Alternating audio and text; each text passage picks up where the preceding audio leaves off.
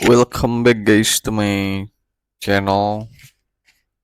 Ada audiobook sekali ini adalah majalah majalah audio audio jurnalis. Saya mengistilahkannya seperti itu. Majalah kali ini yang mau saya bacakan adalah majalah Basis yang terbit setiap 2 bulanan. Sekarang adalah edisi yang ke bulan Juli Agustus, lebih tepatnya tahun 2024, ini tahun ke-73 ya. Dengan tema majalah Basis kali ini adalah mengasah nalar merawat republik. Ya, itu temanya, mengasah nalar merawat republik. Saya ingin membacakan yang pertama, dimulai dari halaman 10. Kita bacakan isai dari seorang kolumnis bernama C. Bayu Risanto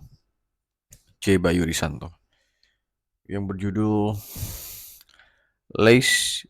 Saya baca secara alfabetis saja ya, saya nggak tahu ini bahasa apa. Namanya yang berjudul tentang sebuah profil seorang ilmuwan perempuan bernama Lise Meitner, yaitu alkemis penyintas prasangka gender dan rasial. Dimulai dari halaman 11. Baru sekitar 80 tahun lalu, kiranya setelah Perang Dunia berakhir, kaum perempuan sedikit demi sedikit mulai berkecimpung dalam dunia sains. Mulai dari biologi, kimia, matematika, hingga fisika nuklir. Saat itu banyak laboratorium dan ruang kerja para insinyur lowong karena mereka diterjunkan ke medan perang. Banyak di antaranya yang tewas, sedikit saja yang kembali. Akan tetapi, kemajuan dalam demokrasi seperti perempuan berhak ikut dalam pemilu misalnya di Amerika Serikat setelah amandemen konstitusi nomor 19 tahun 1920. Atau perempuan diperbolehkan mendaftar dan ikut kuliah di universitas-universitas di Austria pada akhir abad 19. Memungkinkan adanya gerakan emansipasi kaum perempuan dalam berbagai bidang, serta melahirkan perempuan-perempuan pionir dalam sains dan teknologi. Sebut misalnya Lise Meitner, sosok fisikawan perempuan langka pada masanya ini, berkunjung ke Amerika Serikat pada tahun 1946. Hanya beberapa bulan setelah bom atom meluluh lantakkan Hiroshima dan Nagasaki. Meitner diundang oleh pengagumnya, Karl Herzfeld dari Catholic University of America, atau disingkat CUA. Tidak hanya memberikan kuliah umum, ia menjadi visiting professor selama 1 semester di Departemen Fisika yang dipimpin Herzfeld di CUA. Selama tinggal di Amerika Serikat, Meitner diundang berbicara di universitas-universitas ternama seperti Princeton, Harvard, MIT, Brown, dan Wellesley College. Yang menjadi topik kuliahnya selain tentang fisika nuklir, terutama reaksi fisi nuklir yang ditemukannya, tentu saja tentang pentingnya kiprah perempuan dalam dunia sains. Ia membakar semangat para mahasiswi dengan kisah-kisahnya untuk menginspirasi mereka. Karena kepionirannya dalam fisika nuklir, Women National Press Club, perkumpulan wartawan perempuan Amerika, menganugerahinya penghargaan Woman of the Year pada tahun itu. Pada gala dinner yang diadakan saat upacara penganugerahan pada 9 Februari 1946 itu, Meitner didudukkan bersandingan dengan Presiden Harry Truman. Sang presiden dengan berkelakar mengatakan, "Ah, jadi kamulah perempuan kecil yang membawa kita pada kekacauan ini." Dalam kurung Riff tahun 1999. Meitner tidak menanggapinya dengan bertanya balik, kenapa ia menjatuhkan bom atom di Jepang. Sang presiden juga tidak tahu sama sekali tentang riset fisikanya, apalagi penderitaan hidup yang ditanggungnya mulai dari perlakuan tidak adil karena bias gender hingga bagaimana ia terlepas dari cengkraman Nazi Jerman. Dalam catatan hariannya, ia menulis, hidup tidak mudah itu tidak apa-apa, asalkan tidak kosong. Dalam kurung MOS, 2022. Memasuki dunia alkimia. Lise Meitner memulai karirnya sebagai peneliti dalam fisika pada tahun 1907 sebagai periset pasca doktoral di bawah bimbingan fisikawan terkemuka Max Planck di Universitas Berlin. Gelar dokter diraihnya setahun sebelumnya dari Universitas Wina, dan ia adalah perempuan kedua peraih gelar dokter dalam 500 tahun sejarah universitas itu. Gila. Sudah 500 tahun guys. Jadi 5 abad. Sejak 5 abad di Universitas Wina baru ada seorang perempuan dan dia adalah perempuan yang kedua. Terus perempuan pertamanya siapa? Ya nantilah kita cari ya. Meski penelitiannya, kembali kita lanjutkan. Meski penelitiannya selama kuliah adalah tentang konduktivitas energi termal pada material non-homogen, namun setelah lulus, ia memasuki dunia baru yaitu fisika radioaktif. Bukan hanya baru untuknya, fisika radioaktif sendiri adalah bidang baru dan frontier bagi komunitas fisika pada awal abad 20. Seperti para alkemis, ahli alkimia, pada masa lalu yang ingin mengubah logam biasa menjadi logam mulia seperti emas, para fisikawan berlomba-lomba untuk membuka tabir rahasia sifat-sifat yang mengatur unsur-unsur kimia dan terutama mengubahnya menjadi unsur yang sama sekali lain. Segelintir fisikawan dan kimiawan seperti Marie Curie mulai menyadari bahwa beberapa unsur bersifat tidak stabil. Mereka memancarkan gelombang radiasi serta berubah sifatnya. Karena sifat radiatif inilah elemen-elemen tak stabil itu disebut elemen radioaktif. Selain itu, debat mengenai struktur atom juga sedang ramai. Kita ingat misalnya dalam pelajaran kimia atau fisika di SMA, struktur atau model atom yang bentuknya seperti bola pejal bermuatan positif dengan bercak-bercak muatan negatif pada permukaannya mirip kue onde-onde, sebagai diperkenalkan oleh J.J. Thomson, atau bentuknya adalah ruang kosong yang terdiri dari muatan positif pada intinya serta muatan negatif yang mengorbit padanya, sebagaimana digambarkan oleh Ernest Rutherford dan Niels Bohr.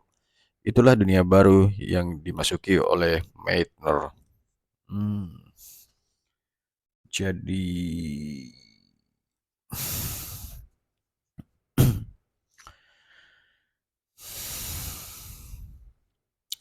sejak anak-anak, Lise Meitner yang lahir dalam keluarga Yahudi menengah ke atas pada 7 November 1878 di Wina, saat itu merupakan bagian dari Kekaisaran Austro-Hungaria, sudah memiliki rasa ingin tahu yang besar terhadap alam semesta. Suatu hari, seseorang pernah menjelaskan padanya bagaimana genangan air di jalan yang tercampur sedikit minyak akan menimbulkan aneka warna saat memantulkan cahaya matahari. Wow.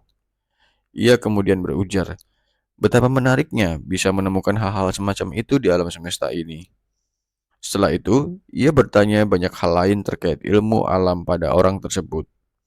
Ayahnya, Philip, seorang ahli hukum, dan ibunya, Hedwig, seorang pianis, termasuk berpikiran sangat terbuka pada zamannya dan memberi ruang bagi Lise untuk berkembang mengikuti keingintahuannya, sehingga saat Lise memutuskan untuk melanjutkan pendidikan hingga jenjang doktoral, mereka mengizinkannya. Bahkan saat Lise memutuskan untuk pindah ke Berlin meniti karir sebagai fisikawan. Ayahnya memberi izin dan secara rutin mengirim bantuan finansial padanya. Karena sebagai perempuan, gajinya tidak sampai separuh dari rekan kerjanya yang laki-laki. Dalam kurung Rive 1999. Karena semangatnya inilah ia berani masuk dalam bidang fisika radioaktif yang amat baru itu. Dalam buku catatannya, ia menulis bahwa ia sudah mulai melirik bidang ini di Wina, khususnya scattering pada radiasi gelombang alfa, salah satu radiasi dari unsur radioaktif, guys. Beberapa pihak mengatakan tidak ada scattering pada sudut yang sangat kecil, sementara pihak lain mengatakan ada. Saya kira kita dapat membuktikannya pada Institut Stefan Meyer. Institut Stefan Meyer ini tempatnya menjalani postdoktoral ya selama setahun sebelum pindah ke Berlin, guys. Tulisnya dalam catatan hariannya. Sebagai catatan institut ini terbilang kecil dibanding institut fisika lainnya di Eropa pada saat itu. Debat semacam ini mendorongnya untuk mengabdikan diri pada riset fisika radioaktif.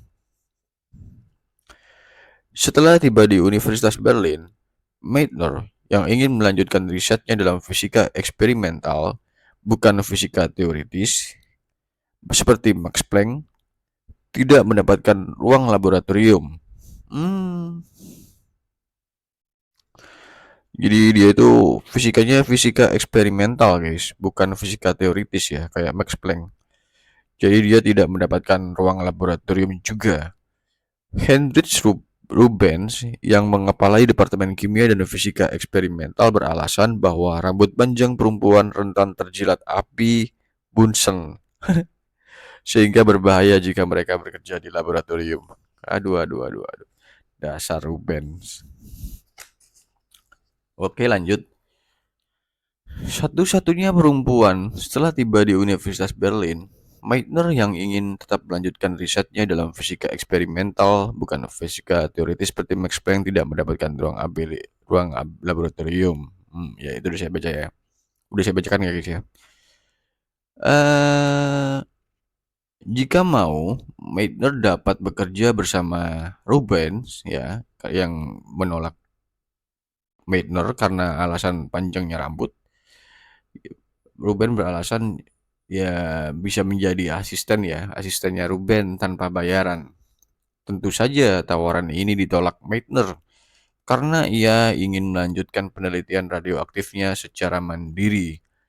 Saat itulah ia diperkenalkan pada Otto Hahn yang seperti Meitner baru saja lulus doktoral. Tetapi bidangnya Otto ini kimia radioaktif, guys, bukan fisika eksperimental ya.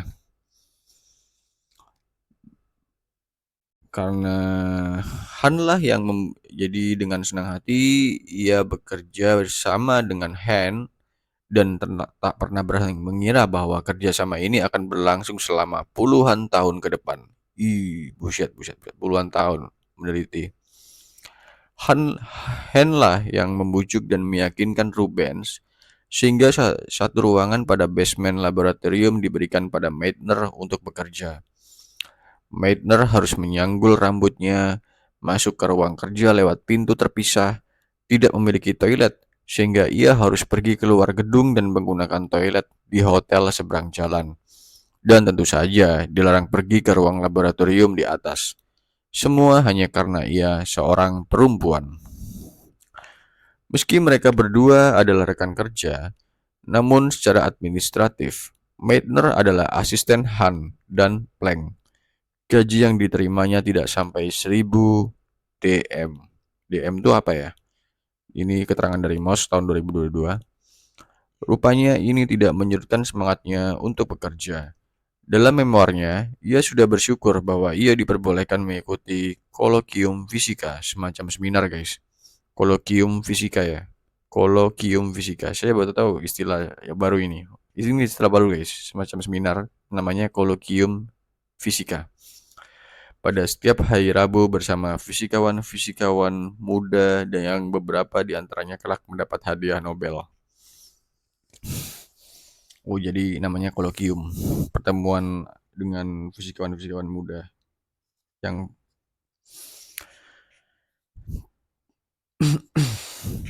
mereka tidak hanya cemerlang tapi juga baik dan selalu siap membantu satu sama lain. Catat Meitner mengenai pergaulannya dengan mereka. Ini keterangan dari Rive tahun 1999. Selain di Universitas Berlin, ia juga mendapat kesempatan untuk melakukan penelitian di Institut Kimia Emil Fischer, tempat Han bekerja. Tempat Han ya, ini Han atau Hen ya enaknya bacanya. Han aja ya, Han. Tempat Han bekerja sebagai privat privat dosen ya, dosen privat sejak 1907. Lagi-lagi ini adalah hasil upaya keras Han karena Fischer sendiri tidak menerima perempuan di laboratoriumnya. Keengganannya muncul dari kekhawatiran akan seorang mahasiswi Rusia yang rambut eksotisnya mungkin akan terlalap api pembakar Bunsen. Bunsen ini apa ya? Api pembakar Bunsen. Demikian tulis Meitner, keterangan Moss tahun 2022. Akhirnya Meitner dan Han hanya diberi ruang kecil yang awalnya direncanakan untuk bilik perkayuan. Di ruang itulah Meitner dan Han menjalankan berbagai penelitian unsur radioaktif selepas jam kerja mereka di institusi masing-masing. Penelitian utama mereka diantaranya adalah mengkaji dan mengevaluasi peluruhan unsur lewat proses radiasi gelombang alfa, beta, dan gamma, serta melakukan pengukuran sensitif atas unsur-unsur radioaktif itu. Peralatan yang mereka gunakan amatlah sederhana, jauh tertinggal 20 tahun dibandingkan dengan peralatan pada laboratorium radioaktif tempat Marie Curie bekerja di Paris, Prancis. Tertinggal 20 tahun guys, dari laboratoriumnya Marie Curie. Meski bekerja sama, mereka mempunyai minat yang berbeda.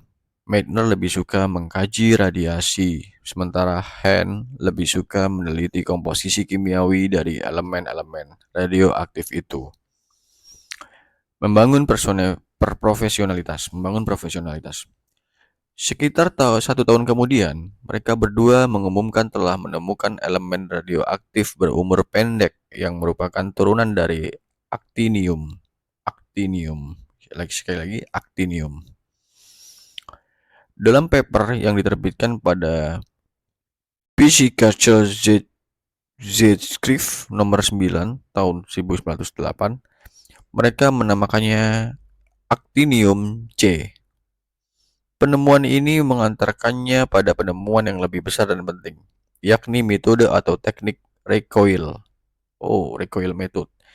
Ini adalah teknik menganalisis elemen radioaktif dengan mengurai inti atom atau nukleusnya. Teknik ini kemudian digunakan oleh banyak peneliti radioaktif di berbagai tempat. Dalam metode ini, emisi radiasi alfa, beta, dan terutama gamma pada peluruhan elemen radioaktif akan mendorong nukleus ke arah yang berlawanan karena konservasi momentum. Sederhananya seperti peluru dan senapan. Saat peluru ditembakkan, ada gaya dorong pada senapan ke arah yang berlawanan dengan arah peluru. Seperti itu. Momentum inilah sejumlah inti atom dapat terlepas. Karena momentum inilah sejumlah inti atom dapat terlepas. Jadi nama momentumnya itu apa tadi? Nama momentumnya adalah konservasi momentum guys. Jadi mendorong jadi peluruhan elemen radioaktif itu akan mendorong nukleus ke arah yang berlawanan. Disebut konservasi momentum. Ya. Jadi karena momentum itulah sejumlah inti atom dapat terlepas dan mengubah sifat unsurnya. Wow, jadi sudah terlepas pun juga sifat unsurnya itu bisa berubah guys. Dengan metode ini, mereka menemukan sejumlah elemen radioaktif turunan dan relatif mudah dan terukur dengan baik. Jadi mereka pun menemukan sejumlah elemen radioaktif turunannya ya, turunannya yang relatif lebih mudah terukur ya. Mereka berdua menerbitkan 3 paper ilmiah pada 1908 dan 6 paper ya ini. 6 paper pada 1909. Jadi 9 paper. Semuanya adalah tentang emisi radiasi serta elemen-elemen turunan dari bahan-bahan radioaktif. Sayangnya, memang tidak satupun dari paper-paper itu menempatkan Meitner sebagai penulis utama. Oh, sayang sekali. Penulis utamanya selalu Hen dan namanya selalu disingkat L. Meitner. Tidak banyak yang tahu bahwa dia adalah perempuan. Editor dari Brockhaus Encyclopedic pernah menghubungi editor pada jurnal Naturwissenschaftliche Rundschau, di mana Meitner menerbitkan artikelnya dan meminta fisikawan yang sangat produktif serta rajin menulis ini menulis artikel singkat tentang radioaktif. Ia menyapanya dengan julukan Herr Meitner. Setelah diberitahu oleh si editor bahwa dia adalah seorang perempuan, ia mengurungkan niatnya dan tidak jadi meminta artikel itu.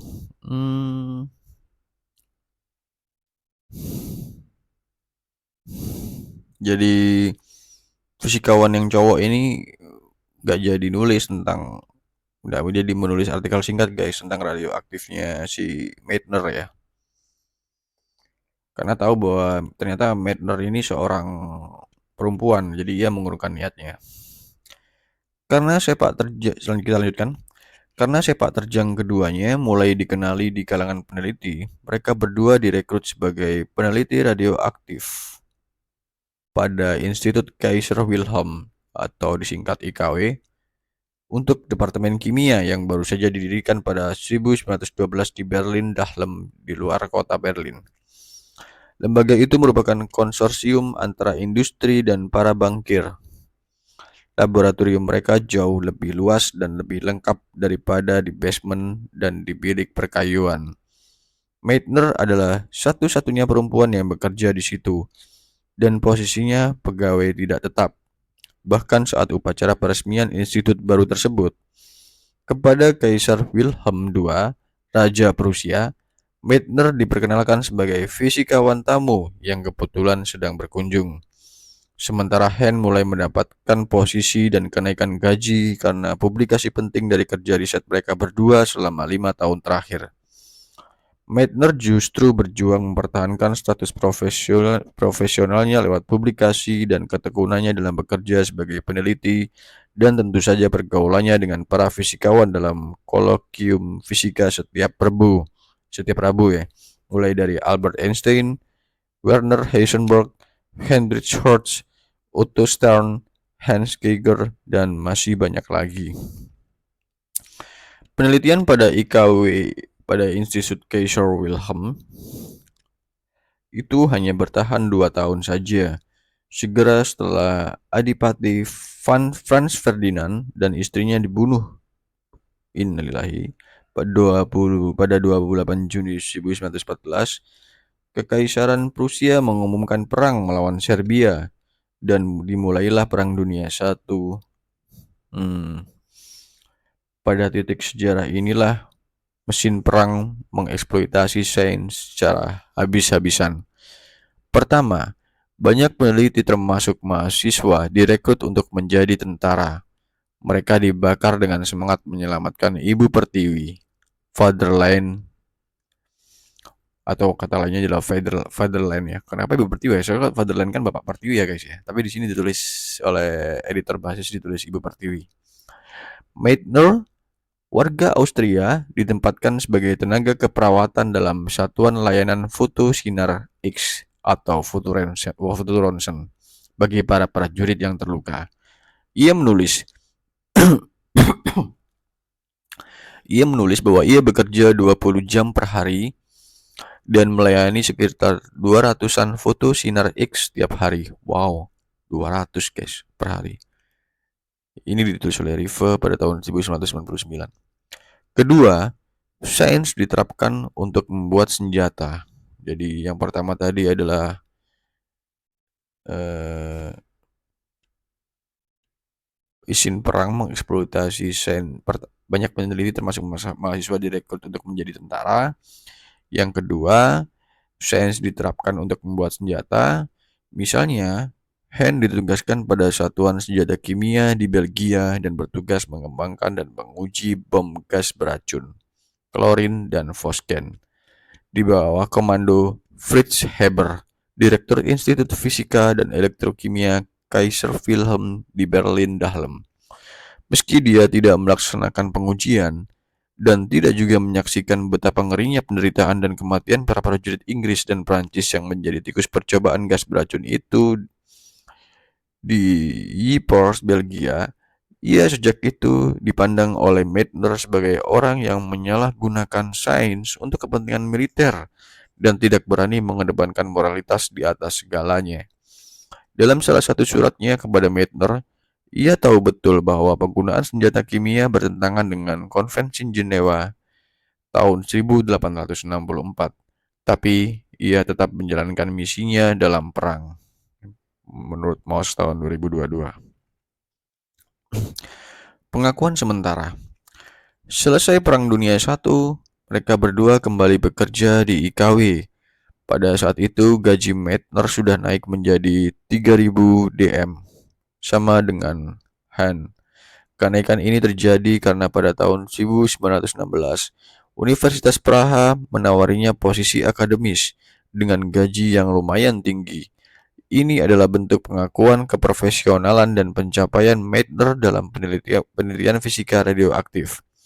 Disinilah ia merasakan punya posisi tawar yang tinggi setelah memberitahukan tawaran posisi ini kepada Planck dan Fischer yang saat itu menjabat Direktur Serikat Kaiser Wilhelm yang membawai Institut Kimia.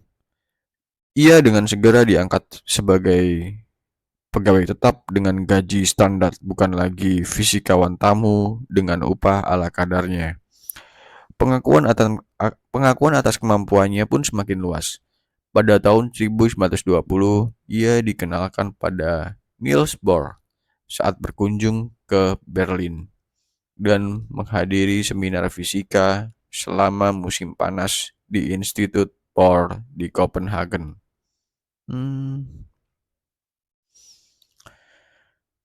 Di Copenhagen, Denmark ya. Di sanalah ia bergaul dengan para fisikawan internasional di luar Jerman ya, seperti Dirk Koster dan Gudmund Borelius. Pada 1922, ia juga mendapatkan habilitasi, yaitu semacam sertifikasi atau hak untuk mengajar di universitas, yaitu di Departemen Fisika Universitas Berlin. Ia menjadi profesor perempuan pertama di Prusia. Wow, profesor pertama guys. Judul pidato pengukuhannya adalah,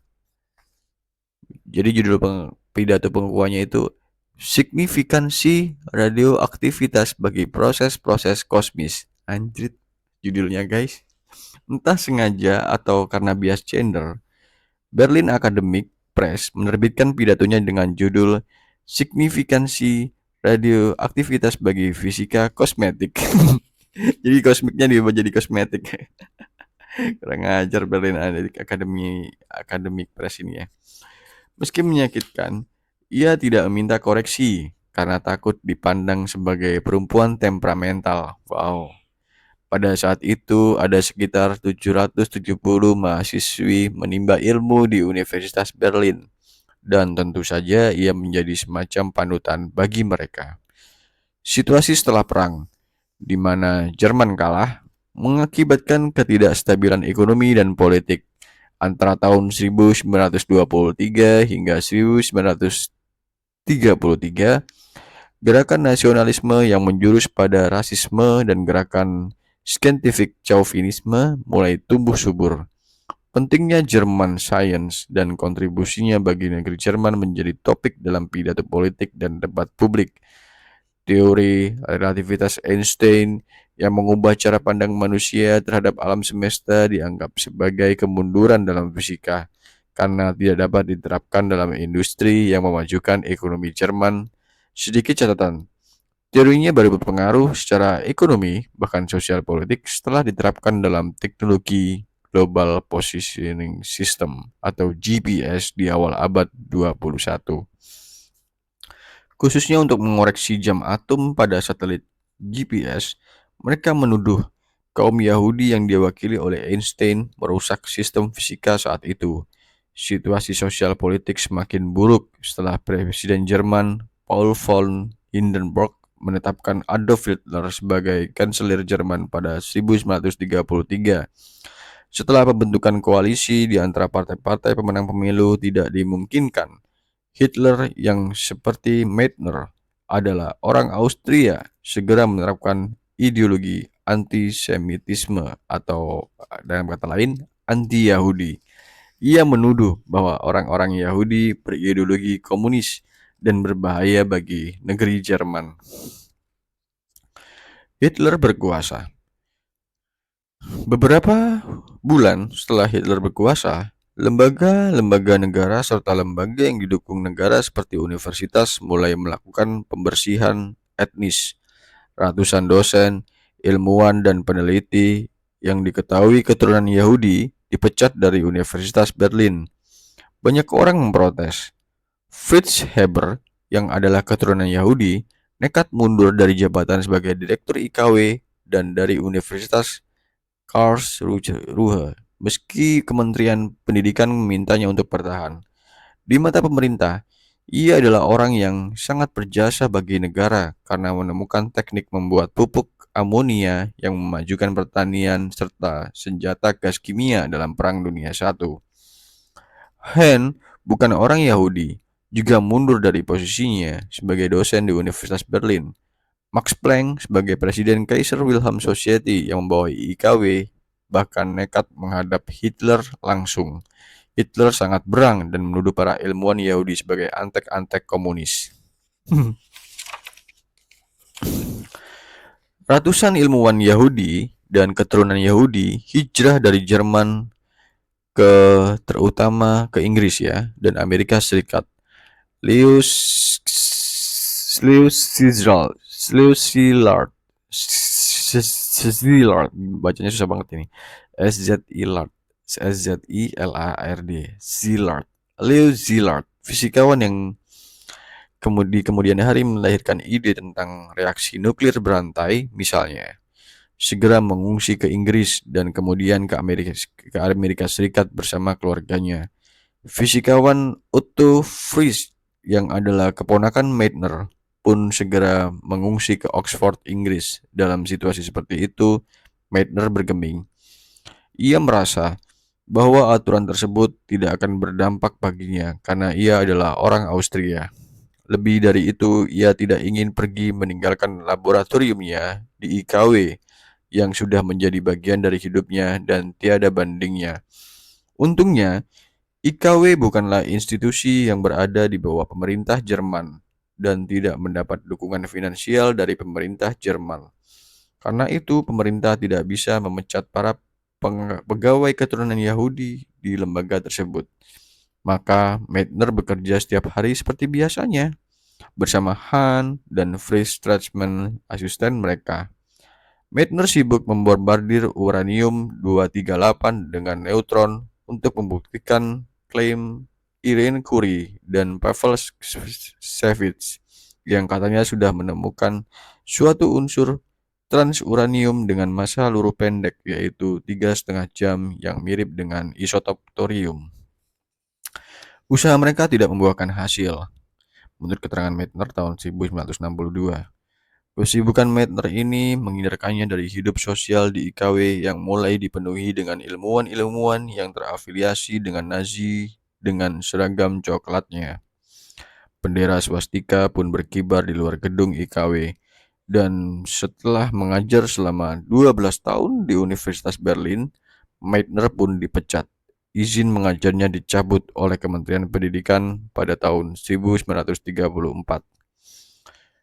Sejak tahun 1930, Meitner dan Hahn selalu dinominasikan sebagai peraih Nobel baik dalam bidang fisika maupun kimia oleh teman-teman mereka, termasuk oleh Max Planck. Tujuannya hanya satu, yaitu supaya pemerintah Nazi segan pada Meitner karena jasanya pada ilmu pengetahuan. Namun usaha mereka tidak pernah membuahkan hasil. Situasi politik pun semakin memburuk setelah Hitler menganeksi Austria pada 12 Maret 1938. Akibatnya paspor Meitner tidak lagi sah dan ia tidak lagi leluasa berpergian keluar Jerman. Pembersihan institusi-institusi dari orang-orang berdarah Yahudi serta orang-orang yang berjiwa Yahudi, maksudnya para oposan Nazi, semakin gencar. Johannes Stark, fisikawan Jerman, pemenang hadiah Nobel, semakin sering menggaungkan kebencian pada Yahudi dan pentingnya mendukung para fisikawan bangsa Arya. Pimpinan baru IKW untuk kimia, Kurt Hess, adalah anggota Nazi juga, mulai mendiskusikan status Meitner dan ingin agar Meitner dipecat. Tapi tidak mudah dilakukan karena Karl Box, pimpinan Kaiser Wilhelm Society, mengklaim bahwa IKW masih berada dalam status yuridiksinya dan ia melindungi orang-orang Yahudi termasuk Meitner. Saat itu ia meminta Meitner untuk pindah dari apartemennya ke Hotel Adlon di mana Box juga tinggal. Misi penyelamatan. Dalam situasi ini, para fisikawan di luar Jerman mulai mencari cara menyelamatkan Meitner. Paul Scherrer dari Zurich menawarinya mengajar di sana. James Frank menawarinya posisi di Universitas Chicago. Namun, itu semua ditolak oleh Meitner semata-mata karena ia tidak bisa berbahasa Inggris. Ia hanya ingin mengungsi ke negara yang berbahasa Jerman. Tawaran dari Bohr untuk bekerja di Copenhagen diterima dengan senang hati, tetapi saat mengajukan visa, ia ditolak karena paspornya sudah tidak lagi valid. Usaha Box untuk mendapatkan surat izin perjalanan dari Departemen Pendidikan pun tidak berhasil. Diam-diam, Dirk Koster, Adrian Fokker, dan beberapa fisikawan di Belanda mengatur misi penyelamatan. Mereka menghubungi kantor imigrasi Kementerian Pendidikan, Kementerian Kehakiman, bahkan perusahaan NV Philips di mana Meitner pernah menjadi pembicara bagi divisi X-ray untuk memberi kemudahan bagi Meitner. Dari semua itu, hanya kantor imigrasi dan Kementerian Kehakiman yang beri jawaban positif. Meitner akan diizinkan masuk Belanda tanpa dokumen perjalanan lengkap. Tapi karena Kementerian Pendidikan tidak memperbolehkan orang asing di Belanda bekerja dan mendapatkan upah tanpa undangan dari lembaga pendidikan, para fisikawan ini kemudian mengumpulkan uang untuk menunjang hidup Meitner selama setahun ke depan. Setelah itu, Koster memutuskan untuk menjemput sendiri Meitner di Berlin pada 27 Juni 1938. Maksud kedatangannya disampaikan kepada Peter Dehye, pimpinan IKW untuk fisika, yang kemudian menyampaikan kabar baik itu kepada Meitner. Sayangnya, misi penyelamatan ke Belanda ini ditolak oleh Meitner karena Mannes Seigbahn, fisikawan Swedia yang sedang membangun lembaga fisika nuklir di Stockholm, ternyata sudah menjanjikan pekerjaan baginya atas desakan Bohr. Pekerjaan itu dirasa oleh Meitner lebih pas guna melanjutkan penelitiannya dalam bidang radioaktif. Tentu saja, Koster dan Fokker cukup kecewa mendengar penolakan ini. Mereka berjanji kepada para penyumbang untuk mengembalikan uang sumbangan mereka karena Meitner tidak jadi datang. Alur sejarah tidak berjalan mulus. Pada 30 Juni, Bohr menginformasikan kepada Dehye bahwa pekerjaan dan visa Swedia bagi Meitner belum diproses. Bahkan, biaya hidupnya pun belum direncanakan. Tersiar kabar juga bahwa Nazi akan segera melarang para ilmuwan keluar dari negeri Jerman demi penguatan industri militer Nazi. Meitner yang tenggelam dalam pekerjaan rutinnya di IKW sama sekali tidak menyadari situasi genting ini. Baginya, kepindahan ke Swedia itu sudah di depan mata. Depye segera memberitahu Koster untuk segera menyelamatkan Meitner dari Jerman. Dalam komunikasi itu, Meitner dipersonifikasikan sebagai kandidat asisten berkelamin laki-laki yang akan diwawancarai dan dipekerjakan di Groningen, Belanda. Pada awal Juli, Fokker menghubungi lagi Kementerian Kehakiman dan Direktur Penjaga Perbatasan Belanda untuk mendapatkan dokumen-dokumen yang diperlukan Meitner memasuki Belanda. Sementara itu, Koster segera berangkat ke Berlin pada 11 Juli untuk menjemput asisten itu. Ia disambut di stasiun kereta di Berlin oleh Debye dan menginap di rumahnya. Pagi hari 12 Juli, Debye memberitahu Meitner secara diam-diam di kantornya segala sesuatu yang terjadi dan yang sudah direncanakan oleh teman-temannya di Belanda. Ia hanya memiliki waktu kurang dari 24 jam untuk berkemas dan pergi meninggalkan Hotel Adlon. Semua harus dilaksanakan seakan-akan ia akan pergi berlibur. Kebetulan saat itu musim panas sudah tiba dan liburan sudah jamak dilakukan oleh para pegawai IKW. Ia tidak membereskan kantornya dan hanya mengemas 2 tas koper kecil. Jadi tidak ada kecurigaan dari para pengawal IKW dan staf hotel. Pada 13 Juli pagi, ia diantar ke stasiun kereta api oleh Paul Rosben, ahli logam dan editor para penerbit Springer Verlag. Sepanjang perjalanan dengan mobil itu, Meitner melihat polisi SS di mana-mana. Dalam memornya, Roshout menuliskan bahwa berkali-kali Meitner memintanya untuk membatalkan perjalanan ke stasiun dan kembali ke hotel karena ia takut ditangkap oleh polisi SS itu. Namun, Rosben mengabaikannya dan tetap melanjutkan mobilnya menuju stasiun. Setibanya di stasiun yang dipenuhi dengan para penumpang berseragam coklat muda khas Nazi, mereka berdua disambut oleh Koster. Untuk menghindari kecurigaan, Meitner menaiki gerbong kereta yang berbeda dengan gerbong yang dinaiki Koster. Sepanjang perjalanan melintasi Jerman, polisi SS berpatroli dan memeriksa para penumpang. Banyak dari antara mereka ditangkap dan diturunkan di stasiun-stasiun yang dilewati. Koster baru duduk bersama dengan Meitner saat hendak sampai di perbatasan Belanda beberapa jam kemudian. Ketika tiba di perbatasan di dekat kota Nieuw-Zwijndam, Meitner diperiksa oleh seorang polisi perbatasan Belanda yang sehari sebelumnya sudah dipesani oleh Fokker untuk berbicara baik-baik dengan penjaga perbatasan Jerman supaya Meitner boleh melintasi perbatasan dan masuk wilayah Belanda. Rupanya petugas perbatasan Jerman itu berhasil diyakinkan secara persuasi oleh polisi perbatasan Belanda. Akhirnya Meitner yang tidak berdokumen lengkap itu boleh pergi dari Jerman dan menjejakkan kaki di negeri Belanda. Dari situ ia melanjutkan perjalanan dengan kereta dan tiba di Groningen beberapa jam kemudian. Bagi Koster dan Fokker, ini adalah proses penyelundupan yang sukses. Mereka berdua mendapatkan ucapan selamat dan pujian dari banyak kolega mereka di dalam dan di luar negeri. Mereka segera memberitahu keberhasilan mereka kepada Han Deyin Roosbaut.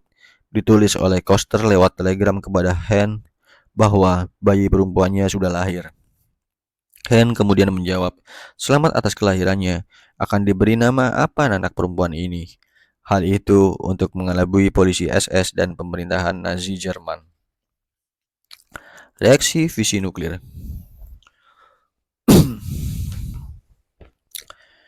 Saat tiba di Belanda,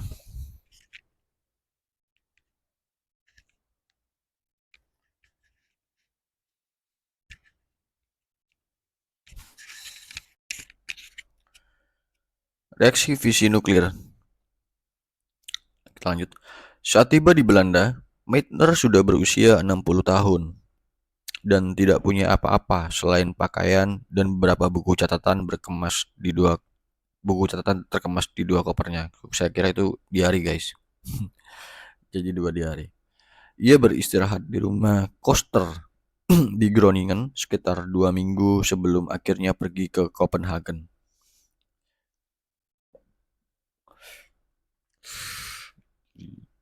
Sebelum akhirnya pergi ke Copenhagen, Denmark untuk bertemu dengan Niels Bohr dan kemudian ke Stockholm, Swedia untuk bekerja bersama Stegban.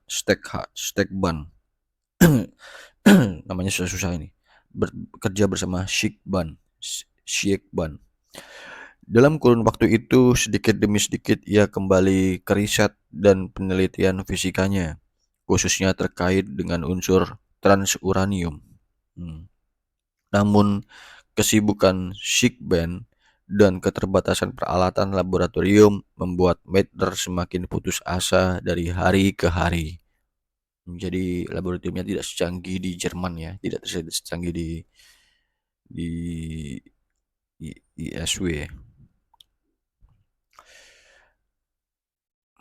Ia tidak bisa memodifikasi, ia tidak bisa menduplikasi percobaan-percobaan terkait transuranium yang dilakukan oleh Hahn dan Stresemann Stresemann di Berlin, sehingga tidak bisa melakukan cross-check.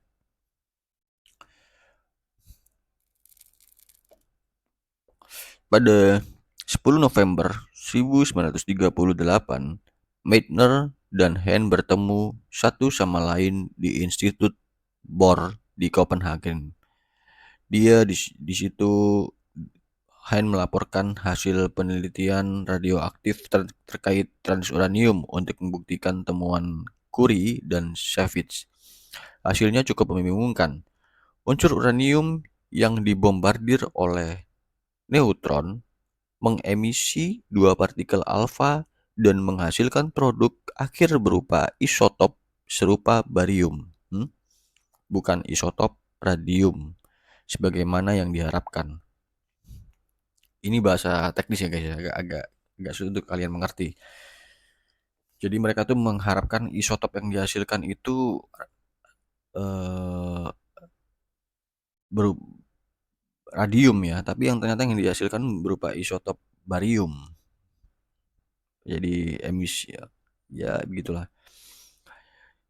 Meitner, kita lanjutkan. Meitner yang diminta untuk menginterpretasi hasil penelitian ini justru meminta Hahn untuk mengulang kembali eksperimennya itu kalau ada kesalahan di dalamnya.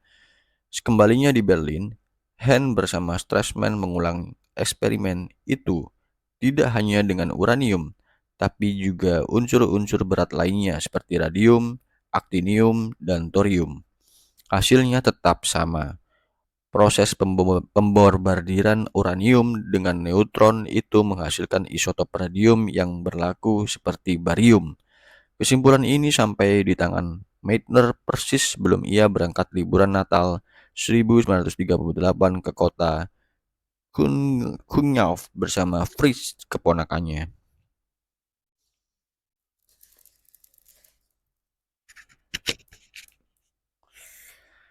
Selama liburan musim dingin itu, Meitner dan Fritz mendiskusikan, mencoba memahami, dan mencari penjelasan fisis matematis atas proses kimia radioaktif yang membingungkan itu.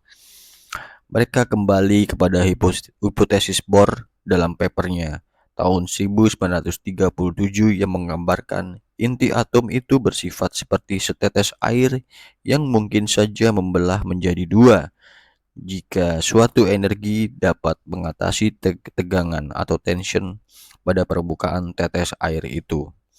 Sama halnya dengan atom uranium 235. Inti atomnya terdiri dari proton dan neutron yang diikat dengan gaya nuklir kuat, strong force, sepertinya sangat tidak stabil dan siap terbelah, bahkan jika bertabrakan dengan satu neutron saja yang berkecepatan rendah.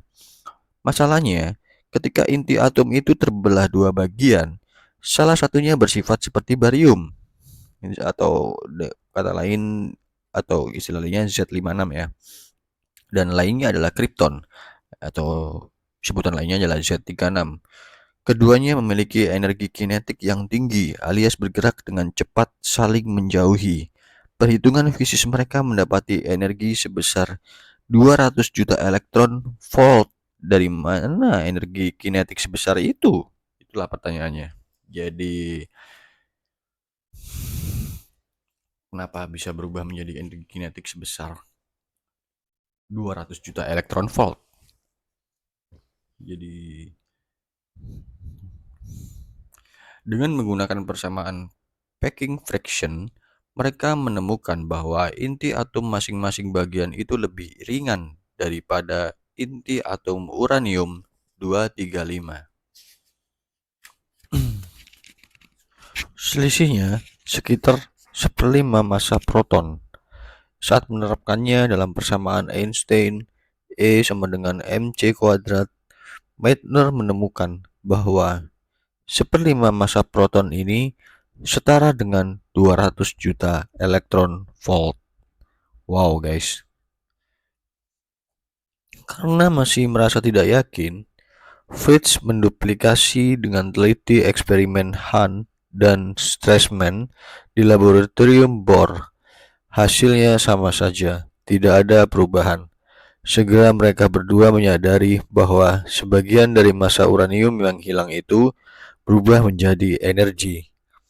Dan karenanya proses pembombardiran uranium itu tidak menghasilkan radium seperti yang mereka harapkan, tetapi unsur yang lebih ringan, yaitu barium.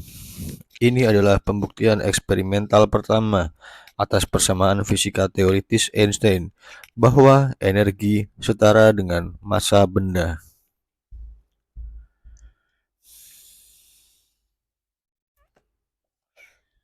Dengan penemuan atau interpretasi fisik ini, mereka berdua segera menulis paper untuk dipublikasikan guna melengkapi paper yang diterbitkan oleh Hahn dan Strassman yang terbit di Die Naturwissenschaft pada Januari 1939 dengan judul Concerning the Determination and Relationship for the Alkaline Earth Isotopes Derived from the Neutron Irradiation of Uranium. Paper ini lebih berisi penjelasan eksperimen pembombardiran uranium dari sisi kimiawi. Paper yang ditulis Meitner dan Fritz yang terbit pada Februari 1939 di jurnal Nature lebih berfokus pada penjelasan fisika atas reaksi kimiawi yang sama. Judulnya adalah Disintegration of Uranium by Neutron, a New Type of Nuclear Reaction. Fritz menamakan proses ini sebagai reaksi fisi nuklir, seperti reaksi fisi pembelahan sel dalam biologi.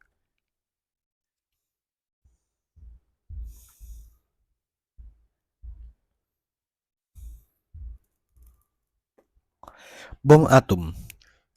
Kedua paper ini menjadi perhatian di kalangan para ilmuwan di segala penjuru dunia, apalagi sebelum keduanya terbit. Bohr yang saat itu berkunjung ke Amerika Serikat tanpa sengaja membocorkan penemuan Hahn dan Strassman serta interpretasi Meitner dan Fritz. Temuan itu segera dikukuhkan oleh eksperimen ulang para fisikawan di Amerika Serikat seperti di Columbia University, Johns Hopkins University, dan Carnegie Institution. Selain mengubah cara kita memandang dan memahami struktur atom dan sifat-sifatnya, interpretasi Meitner dan Fritz ini mengukuhkan dialektika ilmu pengetahuan yang terus berproses sesuai dengan temuan dan pemahaman komunitas ilmuwan. Seringkali, model heuristik sebagaimana dicontohkan Bohr, J.J. Thomson, atau Rutherford dalam melukiskan struktur atom yang merupakan cara sederhana dan mudah untuk memahami sesuatu, tidak memberikan gambaran akurat atas realitas. Tidak mengherankan bahwa suatu model khususnya dalam ilmu alam selalu diperbarui karena mendapatkan tantangan mulai dari matematikawan, fisikawan, serta berbagai bukti observasi.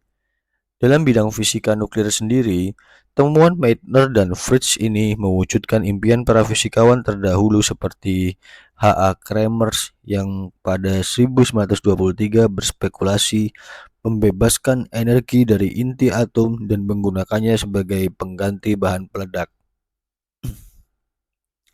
Di Amerika Serikat, berbagai laboratorium berlomba mencari cara yang paling efektif untuk mendulang energi dari uranium. Public frenzy pun tidak hanya di kalangan fisikawan, tetapi juga di kalangan orang awam yang mendapatkan berita dari misalnya majalah Times dan Science Service. Sayangnya, hampir para fisikawan dan wartawan mengacu semata-mata pada eksperimen Hahn dan Strassman dan sama sekali melupakan Meitner dan Fritz yang sebenarnya memberikan pendasaran fisika kuantitatif dalam proses nuklir itu. Ini semakin diperparah dengan sikap Hahn yang mengaku penemuannya lebih penting daripada interpretasi Meitner.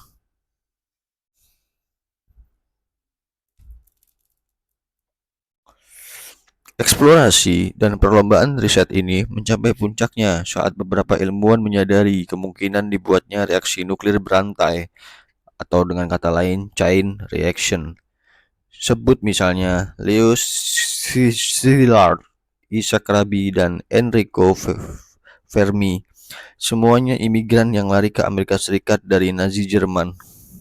Dengan reaksi berantai ini, energi yang dihasilkan akan sangat besar dan luar biasa.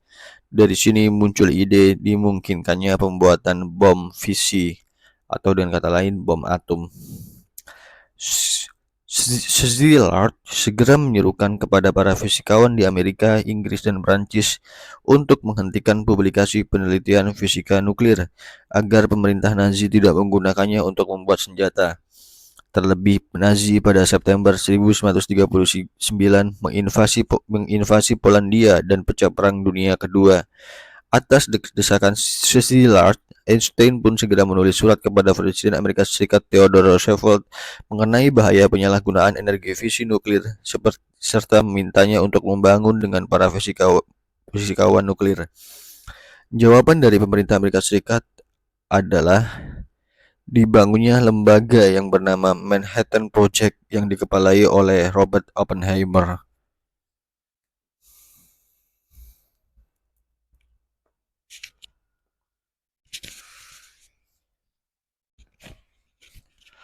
Namanya sayup terdengar.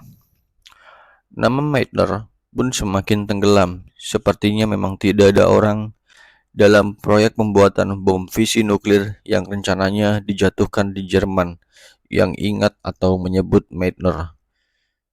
Tidak heran dalam film Oppenheimer 2023 lalu, namanya pun tidak disebut sama sekali. Meitner sendiri tidak menyadari bahwa pemerintahan dan lembaga-lembaga militer tertarik dengan hasil kerjanya itu. Barulah setelah bom atom dijatuhkan di Hiroshima pada 6 Agustus 1945 yang membuatnya amat sangat terkejut. Namanya melambung. Apalagi hanya berselang 3 hari kemudian, ia diwawancarai oleh Eleanor Roosevelt, ibu negara Amerika Serikat, dalam NBC Transatlantic. Nyonya Roosevelt memberi ucapan selamat atas sumbangsinya dalam menginterpretasi reaksi nuklir fisi. Setelah bom atom dijatuhkan di Nagasaki, ia diwawancarai lagi oleh sebuah stasiun radio internasional. Dunia menjadi tahu bahwa perempuan jenius ini tidak pernah bekerja mengembangkan reaksi fisi untuk kelompok militer manapun. Bersih sekali. Meski begitu, para wartawan di Swedia pernah menjulukinya ibu bom atom.